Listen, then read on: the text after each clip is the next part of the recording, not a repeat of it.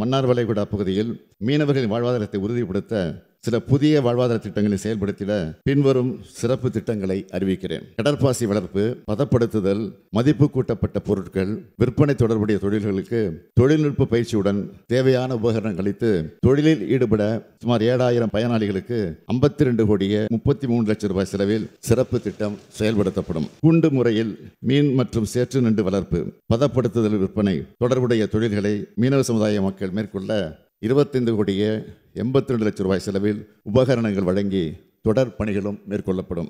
மீன் பதப்படுத்துதல், மீன் உலர்த்தும் தொழில் நுட்பங்கள், தொழில்நுட்ப உபகரணங்களை அளித்தல் மற்றும் பயிற்சிகள் வழங்கி ஊக்குவிக்கும் திட்டம் சுமார் 2500 மீனவ குடும்பங்களை சார்ந்த பயனாளிகளுக்கு 9 கோடியே 90 லட்சம் ரூபாய் செலவில் செயல்படுத்தப்படும். சுமார் 15,300 மீனவர்களுக்கு மீன் மற்றும் மீன் சார்ந்த மதிப்பு கூட்டப்பட்ட பொருட்களை தயார் செய்வதற்கான தொழில்நுட்ப பயிற்சி வழங்க 20 கோடியே 52 லட்சம் ரூபாய் செலவில் திட்டம் செயல்படுத்தப்படும்.